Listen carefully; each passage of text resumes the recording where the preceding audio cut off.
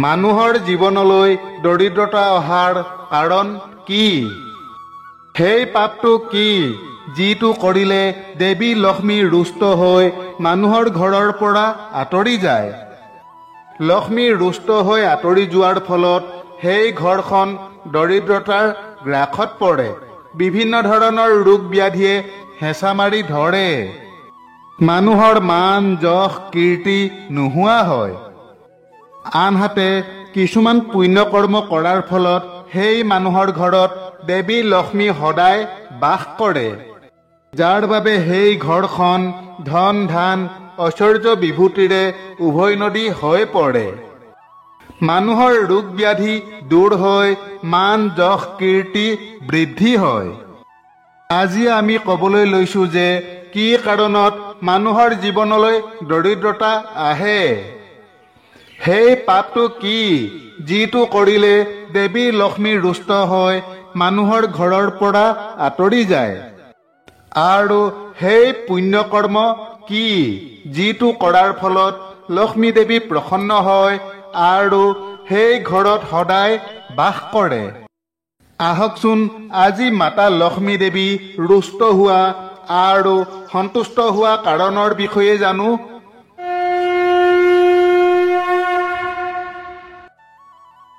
এসময়ৰ কথা, এদিন ভগৱান বিষ্ণুৱে পক্ষীৰাজ গৰুড়ক ক'লে, হে গৰুড়, আজি তোমাক কিবা চিন্তা কৰি থকা যেন লাগিছে।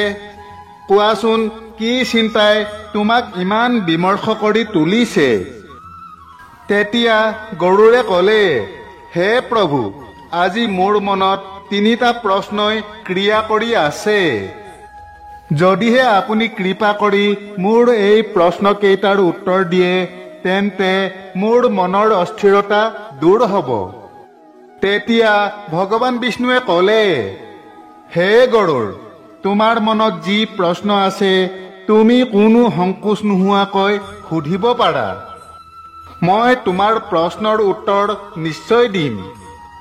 তেতিয়া গৰুড়ে ক'লে, হে প্ৰভু, মোৰ প্ৰশ্ন হৈছে মানুহৰ জীৱনলৈ দৰিদ্ৰতা কিয় আহে? সেইটো কি পাপ যাৰ বাবে দেৱী লক্ষ্মী মানুহৰ ঘৰৰ পৰা আঁতৰি যায়? আৰু সেইটো কি পুণ্য যিটো কৰিলে দেৱী লক্ষ্মী সদায় সেই মানুহৰ ঘৰত বাস কৰে? গৰুড়ৰ প্ৰশ্ন শুনি ভগৱান বিষ্ণুৱে ক'লে, হে গৰুড়, আজি তুমি যি প্ৰশ্ন কৰিছা সেই প্ৰশ্নৰ উত্তৰত সমগ্ৰ মানৱ জাতিৰ কল্যাণ লুকাই আছে। হে পক্ষীৰাজ, আজি মই তোমাক এটা কাহিনী ক'ম, যিটো কাহিনীৰ মাজতে তুমি তোমাৰ সকলো প্ৰশ্নৰ উত্তৰ পাবা। গতিকে তুমি এই কাহিনী মনোযোগেৰে শুনিবা।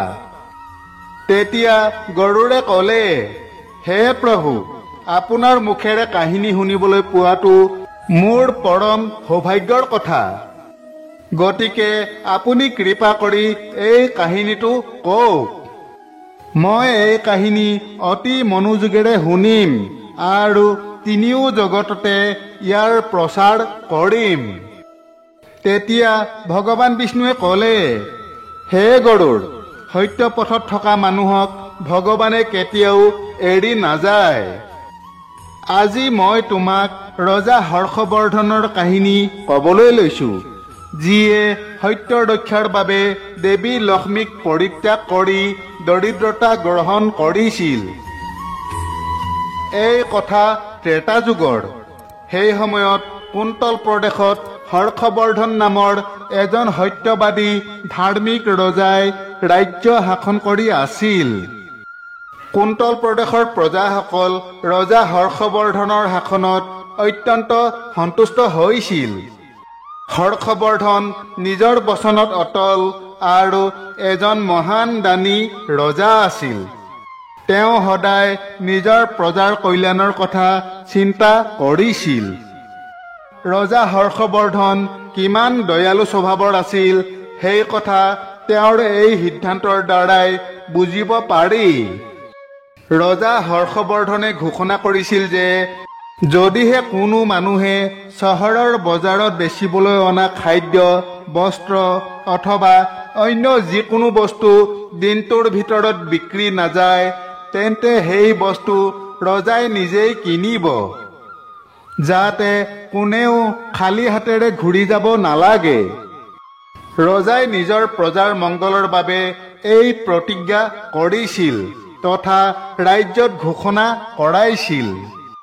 ৰজাৰ এই প্ৰতিজ্ঞা ৰক্ষাৰ বাবে সন্ধিয়া হোৱাৰ লগে লগে ৰজাৰ সৈনিকসকলে নগৰত ঘূৰি ফুৰিছিল আৰু যেতিয়াই কাৰোবাক সন্ধিয়া সময়লৈকে কোনো বস্তু লৈ বজাৰত বহি থকা দেখিছিল তেতিয়া ৰজাৰ সৈনিকসকলে উপযুক্ত দাম দি সেই ব্যক্তিৰ বস্তুবোৰ ৰজাৰ হৈ কিনি লৈছিল।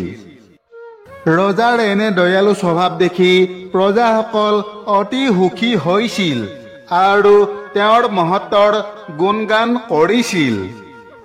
ৰজা হৰ্ষবৰ্ধনৰ খ্যাতি তিনিও লোকতে বিয়পি পৰিছিল আৰু দেৱতাসকলেও তেওঁৰ প্ৰশংসা কৰিবলৈ ধৰিলে।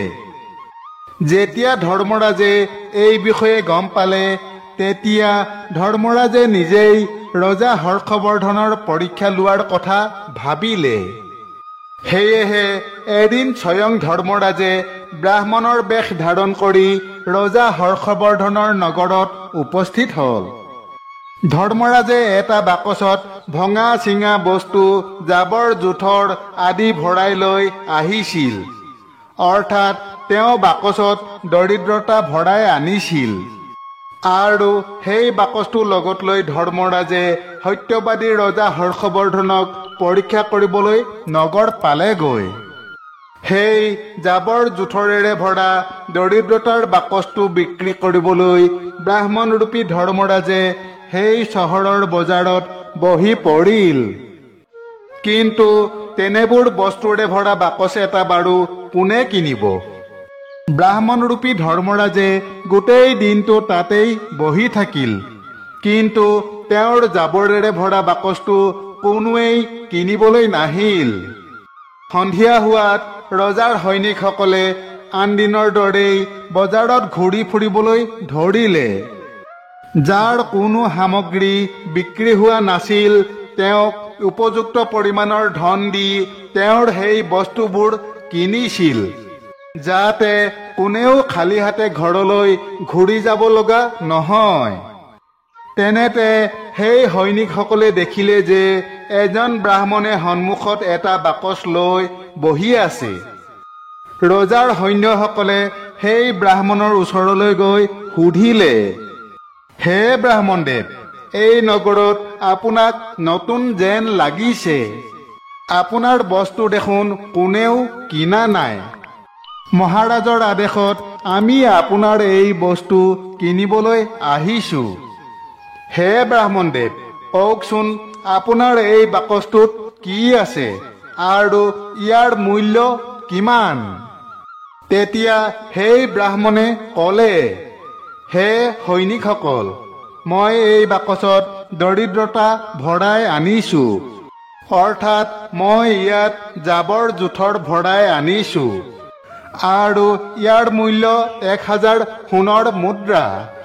সেই ব্ৰাহ্মণৰ এনে অদ্ভুত কথা শুনি আচৰিত হৈ সৈনিকে ক'লে, হে ব্ৰাহ্মণ, আপোনাৰ বাকচটো আৱৰ্জনাৰে ভৰি আছে, এইটোনো কোনে কিনিব? ইয়াৰ মূল্যটো এটকাও নহয়। তেতিয়া সেই ব্ৰাহ্মণে ক'লে, হে সৈনিক, যদিহে কোনেও নিকিনে তেন্তে মই এইটো নিজৰ ঘৰলৈ ঘূৰাই লৈ যাম। কিন্তু মই শুনিছোঁ যে আপোনালোকৰ ৰজাই কোনো ব্যৱসায়ীক ইয়াৰ পৰা খালী হাতে ঘূৰি যাবলৈ নিদিয়ে।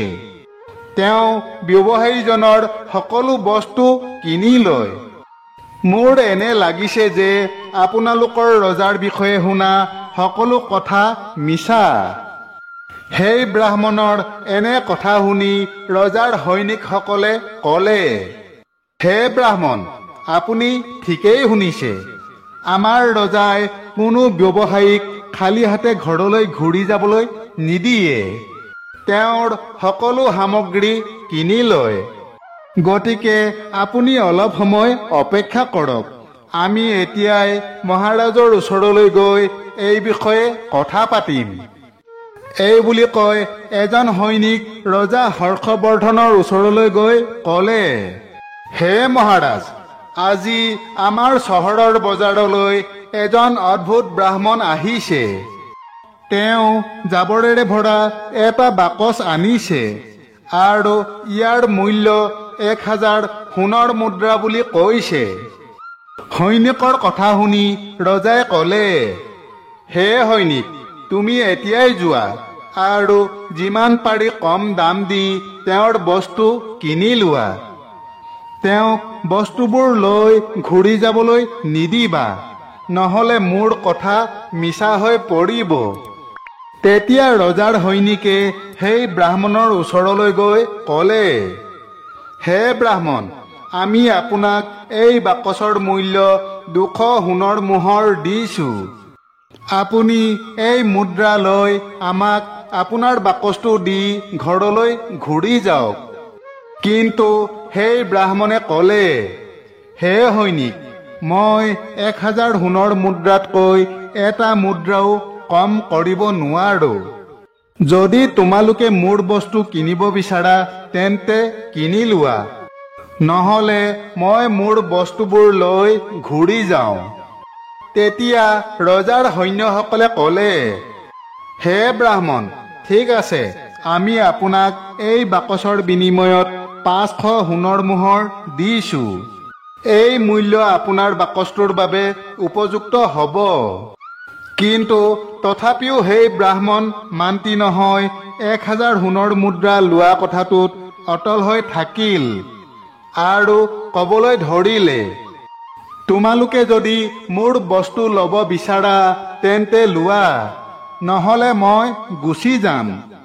ব্ৰাহ্মণৰ কথা শুনি সেই সৈনিকজনে পুনৰ ৰজাৰ ওচৰলৈ আহি ক'লে, হে মহাৰাজ, আমি সেই ব্ৰাহ্মণক 500 মুদ্ৰা দিবলৈ চেষ্টা কৰিছিলোঁ, কিন্তু তেওঁ এতিয়াও মান্তি হোৱা নাই। তেওঁৰ বাকচটো আৱৰ্জনা আৰু দৰিদ্ৰতাৰে ভৰি আছে, কিন্তু তথাপিও তেওঁ 1000 মুদ্ৰা বিচাৰিছে। হে মহাৰাজ, আপুনি তেওঁৰ জাবৰেৰে ভৰা বাকচটো 1000 সোণৰ মুদ্ৰাত কিনি লোৱাটো উচিত নহ'ব। সৈনিকজনৰ কথা শুনি ৰজাই ক'লে, হে সৈনিক, এয়া মোৰ সত্য ৰক্ষা কৰাৰ কথা। মই কোনো ব্যক্তিক খালী হাতে মোৰ ৰাজ্য এৰি যাবলৈ দিব নোৱাৰো। মই কেতিয়াও মোৰ প্ৰতিজ্ঞা ভংগ হ'বলৈ দিব নোৱাৰো। গতিকে তোমালোকে গৈ সেই ব্ৰাহ্মণজনৰ পৰা বস্তুবোৰ কিনি লোৱা আৰু তেওঁ যি মূল্য কৈছে সেইটো দি দিয়া। তাৰ বাবে সংকোচ নকৰিবা। তাৰ পাছত সেই সৈনিকজন ব্ৰাহ্মণৰ ওচৰলৈ ঘূৰি আহিল। সৈনিকে সেই ব্ৰাহ্মণক 1000 সোণৰ মুদ্ৰা দিলে আৰু ব্ৰাহ্মণৰ দৰিদ্ৰতাৰে ভৰা বাকচটো কিনি ল'লে। ব্ৰাহ্মণজনেও বাকচটোৰ বিনিময়ত 1000 সোণৰ মুদ্ৰা লৈ তাৰ পৰা গুচি গ'ল। তাৰ পাছত সৈনিকসকলে দৰিদ্ৰতাৰে ভৰা সেই বাকচটো লৈ ৰাজপ্ৰাসাদলৈ উভতি আহিল। তেতিয়া ৰজাই সেই বাকচটো ৰাজপ্ৰাসাদৰ ভিতৰত ৰাখিলে। পাছত ৰাতি শুবলৈ যোৱাৰ আগতে ৰজাই কিছু সময়ৰ বাবে ৰাজভৱনৰ উদ্যানলৈ ওলাই আহিছিল। অলপ পাছতে ৰজাই দেখিলে যে ৰাজপ্ৰাসাদৰ দুৱাৰৰ পৰা এগৰাকী অতি ধুনীয়া মহিলা ওলাই আহিল। সেই মহিলাগৰাকীৰ 4খন হাত আৰু সেই হাতত পদুম ফুল আছিল। সেই ধুনীয়া মহিলাগৰাকীয়ে সুন্দৰ বস্ত্ৰ আভূষণ পিন্ধিছিল। ৰাজপ্ৰাসাদৰ বাহিৰত ঘূৰি ফুৰা ৰজাই সেই অতি ধুনীয়া মহিলাগৰাকীক দেখি আচৰিত হ'ল আৰু তেওঁ মহিলাগৰাকীক সুধিলে, হে দেৱী, আপুনি কোন হয়? ৰাতিৰ এই সময়ত আপুনি ক'ৰ পৰা আহিছে আৰু কলৈ যাবলৈ লৈছে? ৰজাৰ কথা শুনি মহিলাগৰাকীয়ে ক'লে, হে ৰাজন, মই আপোনাৰ ৰাজ্যৰ লক্ষ্মী। আপুনি এজন সত্যবাদী আৰু ধাৰ্মিক ব্যক্তি। সেইবাবে মই আপোনাৰ ৰাজপ্ৰাসাদত বাস কৰি আছিলোঁ। কিন্তু আজি আপোনাৰ ৰাজপ্ৰাসাদলৈ দৰিদ্ৰতা আহিল, আৰু য'ত দৰিদ্ৰতা থাকে লক্ষ্মী সেই ঠাইত বাস নকৰে। আজি আপোনাৰ ৰাজপ্ৰাসাদত দৰিদ্ৰতাৰে ভৰা এটা বাকচ আহিল। সেইবাবে মই এতিয়া ইয়াৰ পৰা ওলাই যাবলৈ লৈছোঁ। তেতিয়া ৰজা হৰ্ষবৰ্ধনে প্ৰণাম জনাই লক্ষ্মী দেৱীক ক'লে, হে মাতা লক্ষ্মী, আপোনাৰ যেনে ইচ্ছা সেয়ে হওক। মই মোৰ বচন আৰু প্ৰতিজ্ঞাত বান্ধ খাই আছোঁ। মই মোৰ বচন ভংগ কৰিব নোৱাৰো।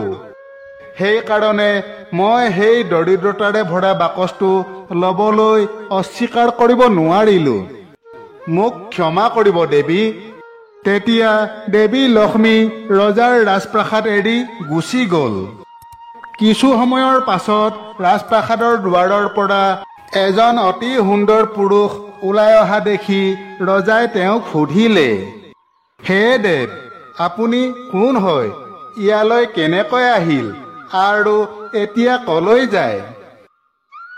ৰজাৰ কথা শুনি সুদৰ্শন পুৰুষজনে ক'লে, হে ৰাজন, মোৰ নাম দান। আপুনি এজন সত্যবাদী আৰু ধাৰ্মিক ব্যক্তি। আপুনি সদায় ধৰ্মপথ অনুসৰণ কৰি চলিছে। সেইকাৰণে মই আগতে আপোনাৰ ৰাজপ্ৰাসাদত বাস কৰিছিলোঁ। কিন্তু এতিয়া দেৱী লক্ষ্মীয়ে আপোনাৰ ৰাজপ্ৰাসাদ এৰি গৈছে। লক্ষ্মী অবিহনে আপুনি কেনেকৈ দান দিব? সেইবাবেই ময়ো এতিয়া আপোনাক এৰি যাবলৈ লৈছোঁ। তেতিয়া ৰজা হৰ্ষবৰ্ধনে ক'লে, হে দেৱ, ঠিক আছে, আপোনাৰ যি ইচ্ছা সেয়ে হওক। আপুনিও যাব পাৰে, কিন্তু মই মোৰ প্ৰতিশ্ৰুতি ভংগ কৰিব নোৱাৰো।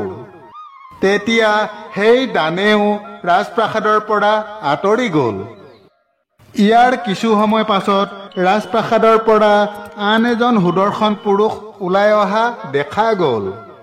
তেতিয়া ৰজাই তেওঁক সুধিলে, হে দেৱ, আপুনি কোন হয়? ইয়ালৈ কেনেকৈ আহিল আৰু এতিয়া কলৈ যায়? ৰজাৰ প্ৰশ্নৰ উত্তৰত সুদৰ্শন পুৰুষজনে ক'লে, হে ৰাজন, মোৰ নাম যজ্ঞ।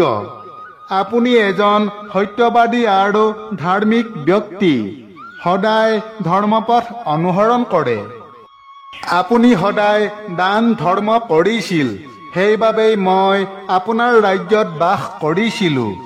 কিন্তু এতিয়া লক্ষ্মী আৰু দান আপোনাৰ ঘৰৰ পৰা ওলাই গ'ল। সেয়েহে ময়ো ওলাই আহিছোঁ। কাৰণ লক্ষ্মী অবিহনে যজ্ঞ সম্পাদন কৰিব নোৱাৰি, আৰু দান অবিহনে যজ্ঞ সম্পূৰ্ণ নহয়। সেইবাবেই ময়ো আপোনাক এৰি যাবলৈ লৈছোঁ। সেই পুৰুষজনৰ কথা শুনি ৰজা হৰ্ষবৰ্ধনে ক'লে, হে দেৱ, ঠিক আছে, আপোনাৰ যি ইচ্ছা সেয়ে হওক। আপুনিও যাব পাৰে, কিন্তু মই মোৰ প্ৰতিশ্ৰুতি ভংগ কৰিব নোৱাৰো। তেতিয়া সেই যজ্ঞও ৰাজপ্ৰাসাদৰ পৰা আঁতৰি গ'ল। তাৰ কিছু সময়ৰ পাছত আন এজন অতি সুন্দৰ পুৰুষ ৰাজপ্ৰাসাদৰ পৰা ওলাই অহা দেখা গ'ল। সেই পুৰুষজনক দেখি ৰজাই তেওঁকো সুধিলে, হে দেৱ, আপুনি কোন হয়? ইয়ালৈ কেনেকৈ আহিল আৰু এতিয়া কলৈ যায়? ৰজাৰ প্ৰশ্নৰ উত্তৰত সুদৰ্শন পুৰুষজনে ক'লে, হে ৰাজন, মোৰ নাম যশস্যা। আপুনি এজন সত্যবাদী আৰু ধাৰ্মিক ব্যক্তি। সদায় ধৰ্মপথ অনুসৰণ কৰে। আপোনাৰ পুণ্যৰ বাবেই মই আপোনাৰ লগত ৰাজপ্ৰাসাদত বাস কৰি আছিলোঁ। কিন্তু এতিয়া আপোনাৰ ৰাজপ্ৰাসাদৰ পৰা লক্ষ্মী, দান, যজ্ঞ আদি সকলো গুচি গৈছে। তেওঁলোকৰ অবিহনে আপুনি যশস্যা লাভ কৰিব নোৱাৰে। সেয়েহে ময়ো ইয়াৰ পৰা ওলাই আহিছোঁ।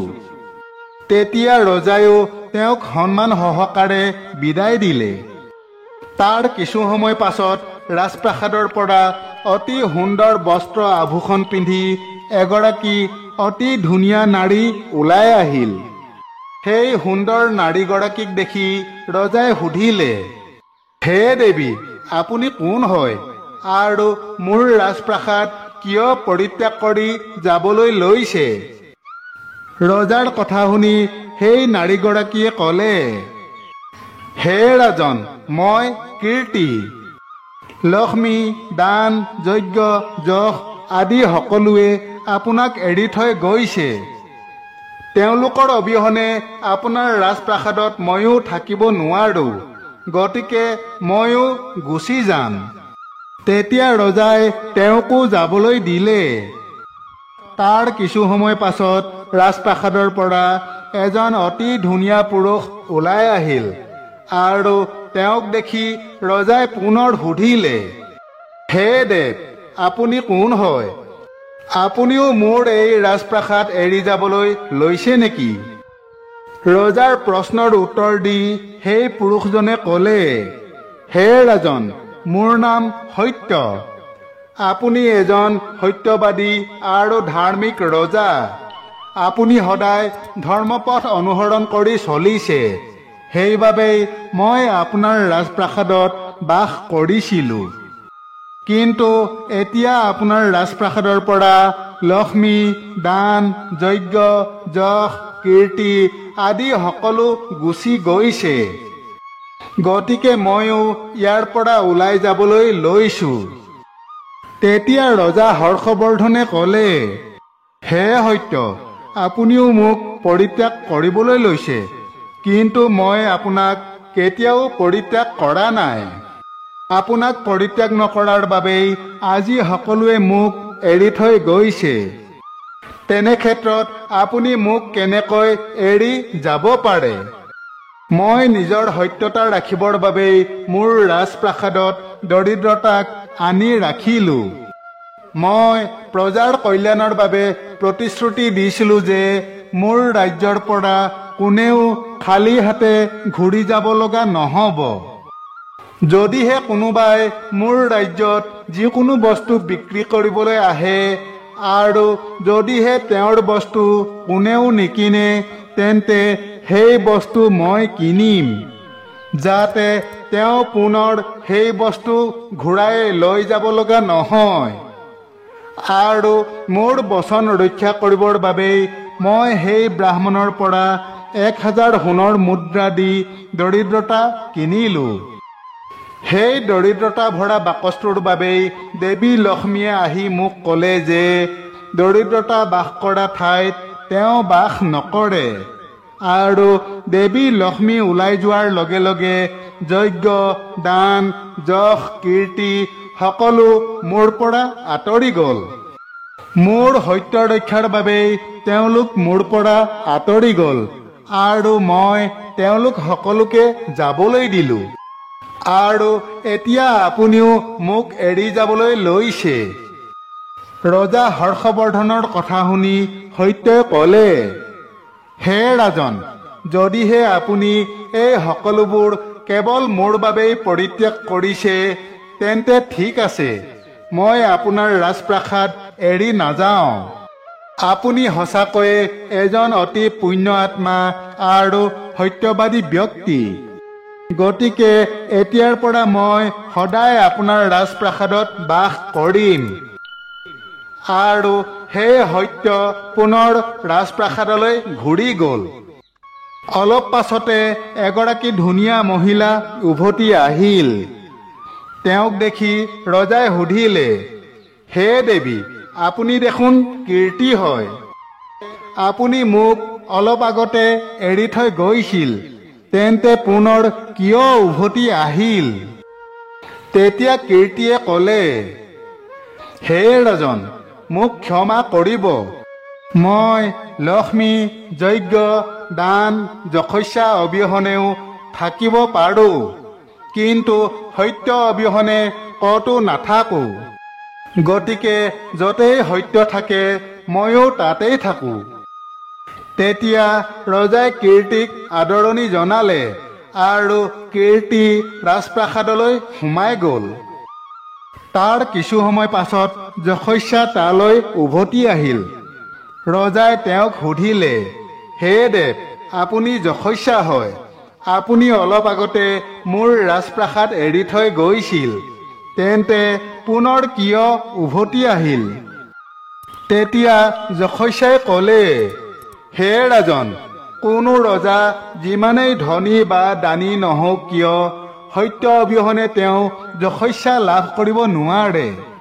গতিকে য'তেই সত্য বাস কৰে ময়ো তাতেই বাস কৰোঁ। সত্য অবিহনে মোৰ কোনো অস্তিত্ব নাই। এই বুলি কৈ যশস্যা ৰাজপ্ৰাসাদত প্ৰৱেশ কৰিলে। কিছু সময়ৰ পাছত যজ্ঞও ঘূৰি আহিল। ৰজাই তেওঁকো সুধিলে, হে দেৱ, আপুনি কিয় ঘূৰি আহিল? তেতিয়া যজ্ঞই ক'লে, হে ৰাজন, কোনো মানুহ যিমানেই ধনী আৰু দানী নহওক কিয় তেওঁ হাজাৰ যজ্ঞই নকৰক কিয় সত্য অবিহনে সেই যজ্ঞৰ কোনো মহত্ব নাই। আপোনাৰ লগত সত্য সদায় বাস কৰে, সেয়েহে ময়ো আপোনাৰ লগত থাকিম।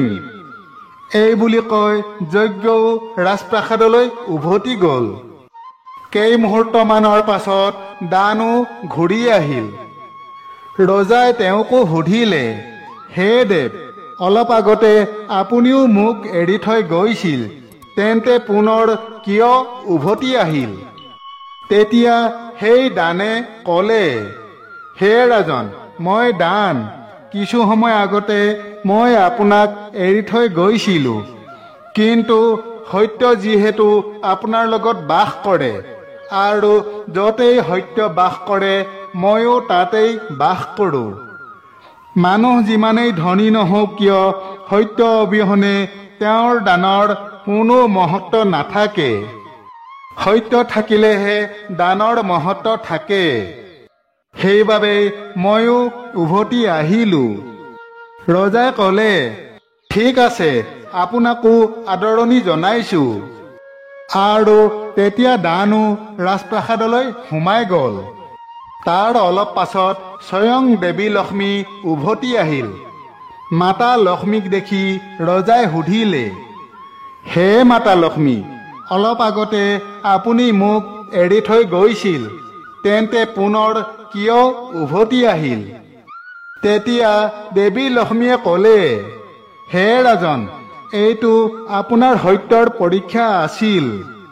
যশস্যা, দান, কীৰ্তি আৰু সত্য সকলো আপোনাৰ ওচৰত আছে, আৰু লক্ষ্মী অবিহনে এইসকলৰ কোনোৱে সফল হ'ব নোৱাৰে। সেইবাবে মই আপোনাৰ সত্য ধৰ্ম ৰক্ষা কৰিবলৈ উভতি আহিছোঁ। তেতিয়া ৰজাই ক'লে, হে মাতা লক্ষ্মী, মোৰ ৰাজপ্ৰাসাদত দৰিদ্ৰতাৰে ভৰা এটা বাকচ আছে, য'ত দৰিদ্ৰতা বাস কৰে। তেন্তে সেই স্থানত আপুনি কেনেকৈ বাস কৰিব? তেতিয়া দেৱী লক্ষ্মীয়ে ক'লে, হে ৰাজন, মোৰ কৃপাত সেই দৰিদ্ৰতাৰে ভৰা বাকচটো সোণ আৰু ৰত্নৰে ভৰি পৰিব। এই বুলি কৈ দেৱী লক্ষ্মীও ৰাজপ্ৰাসাদত প্ৰৱেশ কৰিলে। লক্ষ্মী দেৱী প্ৰৱেশ কৰাৰ লগে লগে বাকচটোত থকা জাবৰবোৰ হীৰা, মুকুতা আৰু সোণৰ গহনালৈ পৰিণত হ'ল। ইয়াৰ কিছু সময়ৰ পাছত ধৰ্মৰাজ নিজেই ব্ৰাহ্মণৰ ৰূপত ৰাজপ্ৰাসাদলৈ আহিল। সেই ব্ৰাহ্মণক দেখি ৰজাই সুধিলে, হে ব্ৰাহ্মণ, আপুনি কোন হয়? আপুনিতো মোক পৰিত্যাগ কৰা নাছিল, তেন্তে ইয়ালৈ কিয় আৰু কেনেকৈ আহিল? তেতিয়া সেই ব্ৰাহ্মণে ক'লে, হে ৰাজন, মই স্বয়ং ধৰ্মৰাজ।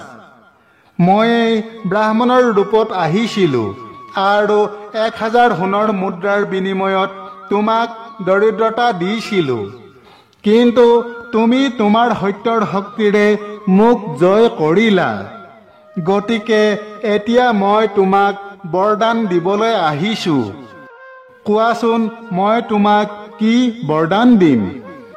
এই বুলি কৈ ধৰ্মৰাজে নিজৰ মূল ৰূপ ধাৰণ কৰিলে।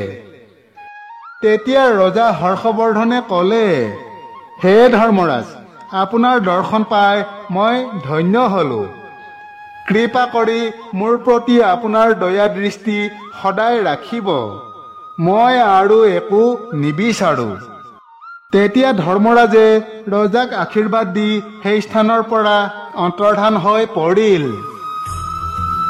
ভগৱান বিষ্ণুৱে ক'লে, হে গৰুড়, এইদৰে ৰজাই নিজৰ সত্য ধৰ্মৰ বাবে সকলোকে জয় কৰিছিল। গতিকে মানুহে কেতিয়াও সত্যক অসন্মান কৰা উচিত নহয়। সদায় সত্য ধৰ্ম পালন কৰা উচিত। যিয়ে সত্যত থাকে তেওঁৰ লগত সদায় লক্ষ্মী, দান, যজ্ঞ, যশ, কীৰ্তি বাস কৰে। সত্য অবিহনে এইবোৰৰ একো নাথাকে। বান্ধৱসকল, এইদৰে ভগৱান বিষ্ণুৱে পক্ষীৰাজ গৰুড়ক অতি গুৰুত্বপূৰ্ণ জ্ঞান দিছিল। আশা কৰোঁ আজিৰ কথাভাগ আপোনালোকৰ নিশ্চয় ভাল লাগিল। আগলৈও আমাৰ লগত সংযুক্ত হৈ থাকি এনেধৰণৰ ধৰ্মীয় কাহিনী পাই থাকিবলৈ কাকতি ক্ৰিয়েশ্যন চেনেলটো ছাবস্ক্ৰাইব কৰি ল'ব। ধন্যবাদ। জয় শ্ৰীকৃষ্ণ।